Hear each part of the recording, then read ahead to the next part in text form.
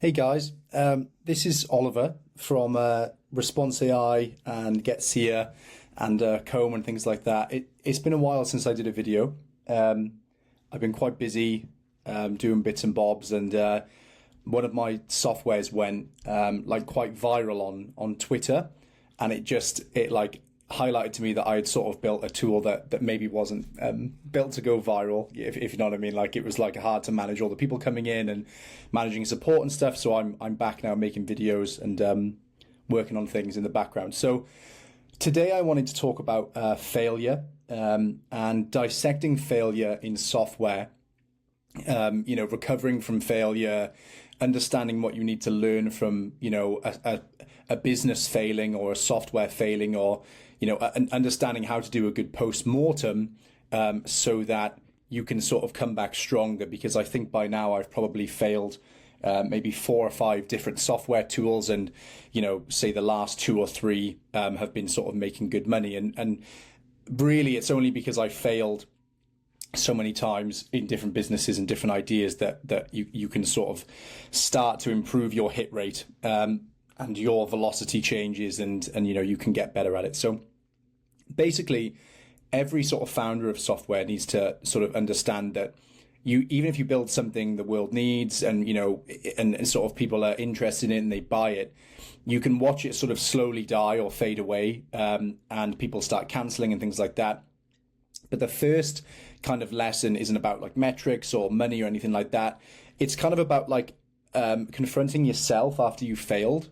So when you sort of lose, a business, you kind of think that it's all you, and that you're the failure, when that's not really the case. That there's so many different moving parts to a business that fails, especially if you're a solo founder. You can't get too caught up on it. You just have to like get back to it and get back on the horse and keep moving, Now, and this is what I mean, modern sort of culture conflates product failure, so your business failing or your SaaS failing, with personal inadequacy. You're not good enough, you're not smart enough, you're not cool enough, you're not good enough at code, you're not good enough at sales.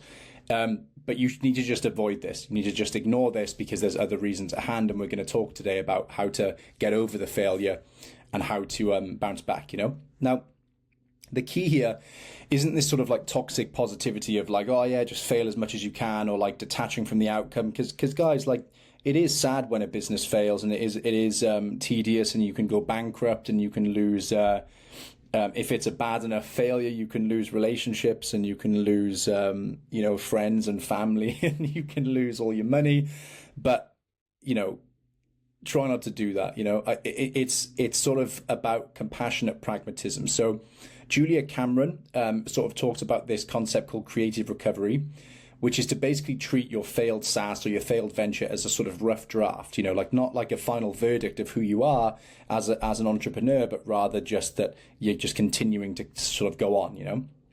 Paul Graham talked about how startups are compressed versions of these sort of big companies that they hope to become, and by extension failures are sort of prototypes of future success. So all of the failures that I've run into, my next product was always better, and guys, my next product always made more money, right? Which is really important.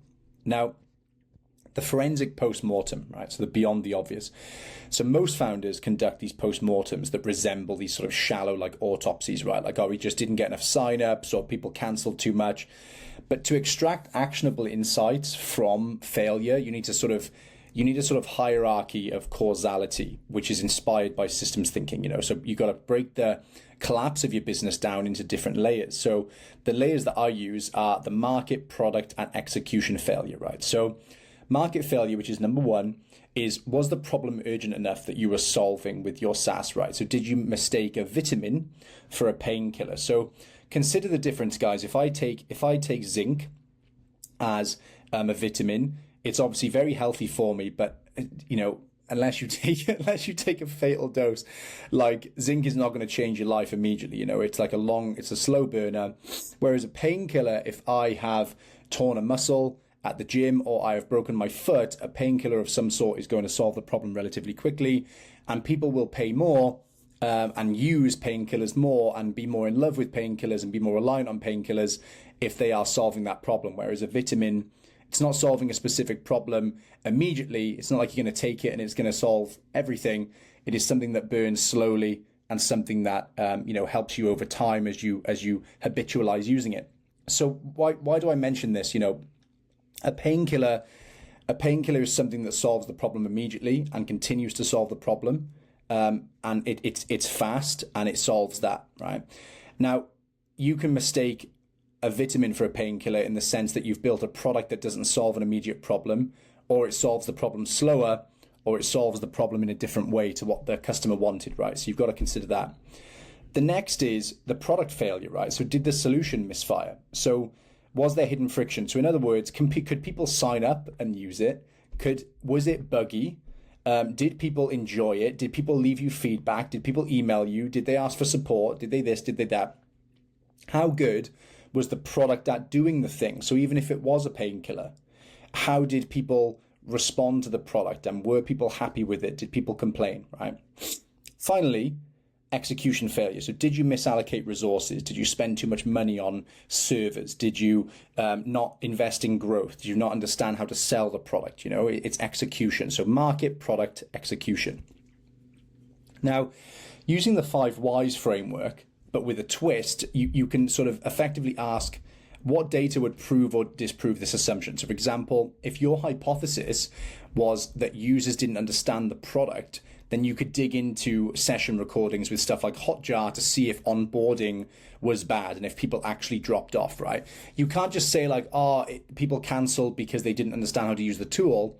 That's really dangerous, guys, for you to say that without actually backing it up with data, right? So for example, with us, with response, for example, one of the problems was that we couldn't sort of get people to adopt it long term. And how we managed to sort of like do that post-mortem, or even though we sold the business, we still wanted to sort of analyze what we could have done better. And ultimately, if people weren't making campaigns after, say, the first week, then it meant that it was like a adoption problem, So then you've got to look for data that proves that or disproves it. Now, a 2024 cohort analysis of a failed project management SaaS revealed that users who skipped the interactive tutorial had 80% lower retention, right? But the founder had just assumed, because that's what you do as a founder, you just assume that that the product is fine, but the user would expose that problem because they were skipping the interactive tutorial. So you see how you've got to dig for these things and see what the root of the problem is instead of just making assumptions. Now, failure's greatest gift is the negative knowledge it offers. So Karl Popper, who was a philosopher, he refers to understanding what doesn't work, but then not overcorrecting, So there's 2 kinds of mistakes here to sort of to distinguish between. So you've got contextual mistakes. So errors tied to your specific situation. So an example would be like launching a niche software SaaS before ChatGPT the next week replaces it with like a free feature, making it kind of redundant. Like, I don't really believe in things making other things redundant, but you see how that's a contextual error. It's something that you've built something that people didn't want, basically, or it got replaced. The universal mistakes are more errors that transcend context. So in other words, building in isolation without asking customers if they even want it. So the contextual mistakes is what you built, and then universal is like how you execute it, So those are 2 different failures that you need to understand. Now, Nassim Taleb, who wrote Antifragility, his concept applies here. So systems that grow and gain from disorder. So for solo founders, you need to design your next venture or next SaaS product to thrive on the lessons of your last failure. So let's say an example is the founder of a CRM tool that failed. They'd, over sort of indexed on features, and try to make all the features that their competitors have, but they neglected solving specific problems for their customers that they actually had, right? Now, their next software, specifically for e-commerce sellers, would have, effectively they'd build in specific workflows that the users could customize and things like that.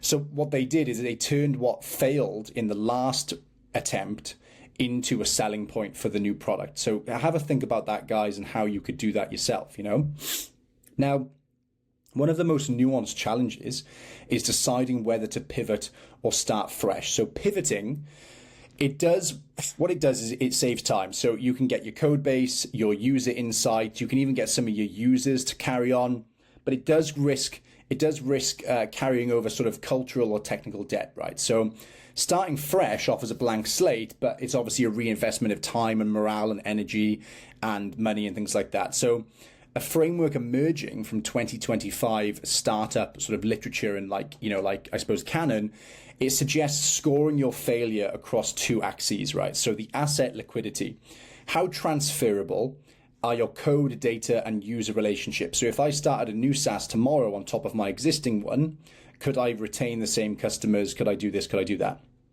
Now, the next is insight specificity. So how niche or broad are your lessons? So in other words, did I learn a lot that will help me execute on the next project? Or did I only learn a specific thing about like a very, very tiny substrata of the market? Like you've got to understand these two things before you actually decide on pivoting or moving forward. Now, a founder with a highly specific insight, right? So small to medium businesses need X workflow in Slack, right? And they have low asset liquidity. So, for example, that they've built their code on a dying platform, or it's not very well maintained, or it's crap, or whatever, they should likely start fresh, right? But another with broad insights, like PLG requires better onboarding, or healthcare assistants don't know how to use CRMs, whatever. If they have reusable infrastructure like billing systems and authentication systems and login and stuff, maybe they'll pivot instead of deleting everything. This is similar to what Slack did. They were like a game development company and then they pivoted and used sort of similar code, I suppose, Now, talking about building a failure scaffold. So code repositories, refactor salvageable modules into these libraries or build new tools with your existing code, right? So pretty much every tool I've built, it uses pretty similar code for the actual like front end and like general dashboard as some of my oldest tools that I've built. I'm not going to start everything from scratch again. As long as I build the different features inside the app, then it's going to be much different. Now, knowledge banks, write internal essays documenting the technical and emotional lessons. So practice borrowed from Amazon's narrative culture. Jeff Bezos does a lot of these sort of like internal essays and things like that. And then you can leverage peers as well, join communities like indie hackers, things like that, with a focus on failure over growth hacks and things like that, So it's psychological here, guys, that if you write about your failures and sort of internalize them, it doesn't make you it doesn't make it worse. It actually makes it better because it transforms this sort of regret you had about failure into these sort of artifacts and sometimes these assets, right? So I'm making this video right now, which will grow my audience. It'll help you guys. It'll help me. It'll make me money, whatever, right? And I'm building this based off of failure. So if you can turn failure into an asset that can be sold, maybe it can be a course, maybe it can be another product, maybe it can be a blog post. Any of these things, you can turn regret and turn a failure into something useful, Now, the architecture of resilience, right? So rebuilding with strategic foresight. So after a failure, founders oscillate between this reckless overcorrection, like, I'm going to use AI this time. I'm going to do this. I'm going to do that. I'm definitely going to go here. And then they paralyze themselves with conservatism, like, I don't know whether I should do this or that. And in the end, they actually just don't. After my first failure, it took me like 3 or 4 months to even start coding another product, The antidote lies in Nassim Taleb's barbell strategy, right? So you can allocate 90% of resources and what you do and who you are to ultra safe bets, right? So iterating on, validated customer problems. So if one of my softwares died tomorrow, I would know that it was something else because people are buying my software tools and enjoying them. It's just that maybe if it failed, one of them failed, it could be because of, strategy, or it could be because of execution or bad code or bugs or whatever it may be, right? Then I know that those are safe bets. I can focus on the same markets, but 10% then to speculative asymmetrical opportunities. So in other words, like experimenting with emerging tech or building marketplaces or building like wild new tools or things like that.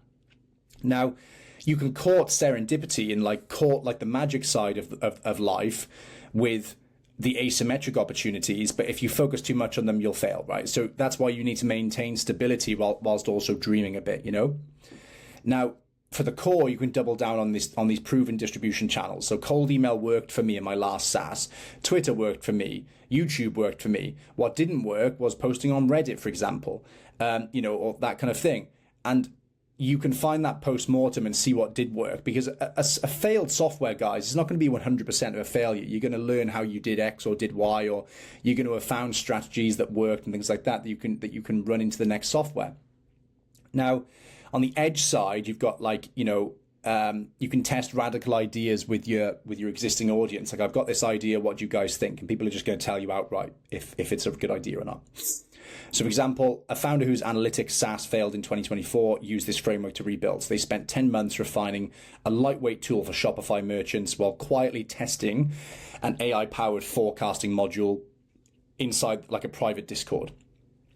Now, the forecasting tool would later become a big upsell, and it accounted for 30% of year one revenue. So you see how they were focusing on something very, very guaranteed, like, a market that they knew worked, and then on the side they were experimenting. So this is what I recommend you guys do.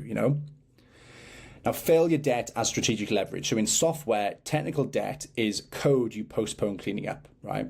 Failure debt is the compounding cost of unprocessed lessons. So consider that, guys, that if you have failure debt, it means that you're just not learning from your mistakes, which is just stupid, right? But like financial debt, it can be leveraged. So convert past failures into two things: credibility signals. You can open source parts of your code base, or you can talk about your failure online, or you can make videos about your failure online, and you can refund customers, and you can ask customers for feedback, that kind of thing. And this positions you as a transparent builder in the community, right? And people are going to trust you more for being honest about how you failed and why. Content moats. You can now write detailed post-mortems about how you failed, right? No one else has that information but you, because you failed your own business. The hierarchy of SaaS causality for part one, for example, to attract early adopters to your next project. You can talk about it, write about it, upload videos about it, that kind of thing. It's very useful for me to talk about this because I know that I've learned from my experiences and I can share them with you, but you're also going to like me more now because I've shared my experience, right? So this is just the general sort of gist of how this works. Now, a tactic gaining traction in 2025 is the failure pre-mortem, right? So announcing your new venture, with this might not work in the launch post, disarming skeptics while showcasing your earned wisdom from all your failures. So, for example, after a failed HR software, a founder published a handbook of hiring metrics that we got wrong on GitHub, right? So there's a lot of books, guys, like Predictable Revenue, or things like like 0 to 1. They don't only talk about how to win, but also how to lose. And if a tool, if a blog post goes viral about how you failed in a product, but you're launching a new one, it can drive waitlist signups, it can drive early adoption, that kind of thing, because you are just sharing your story, guys. Now, when do you persist with a product and when do you abandon it, right? So solo founders face a unique moral hazard, the sunk cost self, right, guys, which is a cognitive bias where your identity becomes tied to carrying on a failing project, right? So if you guys have ever stayed in a relationship for too long, or you've stayed, in a local sports team for too long, or you've kept seeing a friend, or you've kept going to a place that you shouldn't be going anymore, you understand what sunk cost fallacy is, right? It's the idea that we don't want to give up on something if we've invested time and energy into it, right? That's why people stay in failed marriages. That's why people keep running businesses that are failing. I've done it in business. Everyone's done it in life and business, and that's okay, right? To navigate this, you apply Bent Flibbjerg's reference class forecasting, right? So compare your venture to a reference class. So SaaS tools in education tech under 10K, monthly revenue. Assess outcomes probabilistically. So 70% of similar projects fail, and then define quantitative kill switches. So if I don't get 100 users in the next 3 months, then we can sunset the product, or we can delete the product or shut it down, right? Now, you have to be realistic about this, guys, but you also have to be optimistic. We're not here to start products that hope are going to fail. We're here to start products that we hope are going to, be sold for 10 million down the line. But you have to understand that if you don't forecast these things and don't prepare for failure, then you're just going to do the same thing you did before. But ethics exist beyond persistence. So if you sunset a product, or in other words, you delete a product, or pack something in, You've got to preserve user trust, so you can offer data exports, discounts for future tools, handoffs, refunds, that kind of thing. And then honor the narrative. So write a sunset memoir explaining why you're moving on, right? So this is quite an important one. It's like, Buddhist impermanence and that kind of thing, where endings are framed as natural, not shameful.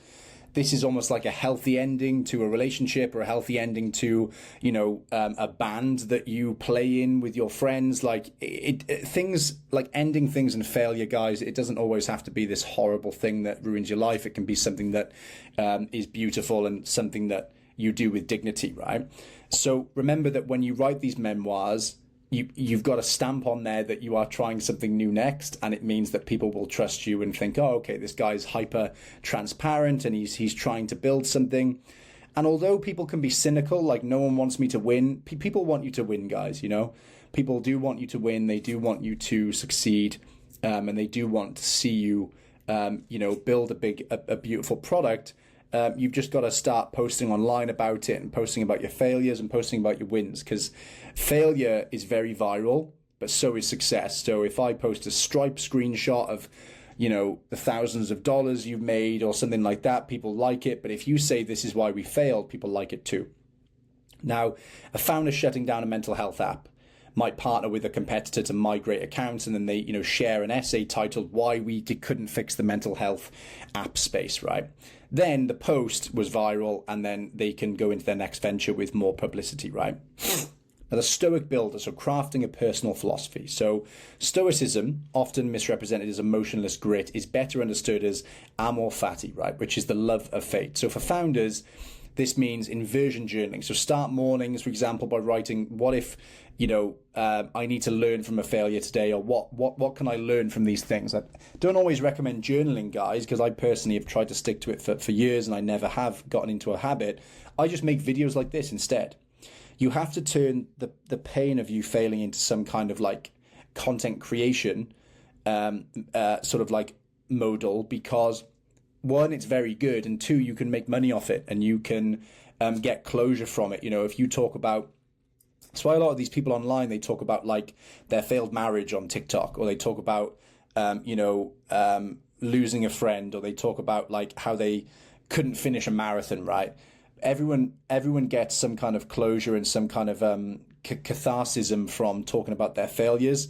And when, people are commenting, don't worry, I failed my software too, this happened, that happened, not only can you learn from them, but you connect with them in a really special way, because failure connects people, The dynamic purpose is anchor your why to a flexible principle, right? So instead of saying I'm going to build the next best sales force, think about, how am I going to build a product next time that reduces friction in work, or how am I going to make a product that helps people make money, right?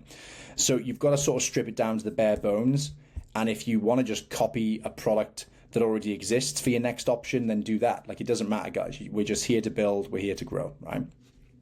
Now, Carol Dweck's growth mindset and Seneca's premeditatio malorum, which is the premeditation of evils. Before coding and building a new product, you can ask yourself, what's the smallest version of this idea that could disprove my assumptions? Is it going to work? Will people pay for it? Right? We've talked about validation on this channel a lot, guys, and how to validate products. You can go back and have a look at those videos. If this fails, what tools or relationships or code or strategies will I preserve for the next attempt? So I've preserved cold email. I've preserved Twitter. I preserve YouTube. I know that all three of those work for me to get product customers. So why would I sunset those and be like, those aren't going to work?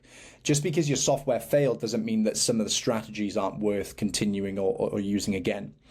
Example, a founder who's cycled through 3 SaaS failures, adopted a daily ritual, code for 4 hours, then spend 1 hour writing failures about their ventures and things like that, right? The practice dissolves that fear of judgment. Again, it gets you writing content and doing content like I'm doing right now. And it's sort of like it is cathartic and it is therapeutic, right? Now, in finite and infinite games, James Cast writes that finite players play to win, while infinite players play to keep playing. SaaS is an infinite game, right? So your failed venture wasn't a loss. It was just a move that reset the board, and it's always in your favor, guys. I always learn more from my last failures. I started uploading videos to this YouTube channel and they sucked and they got no views. And then I started doing better videos and now we're approaching 15,000 subscribers. And I can't believe my luck, right?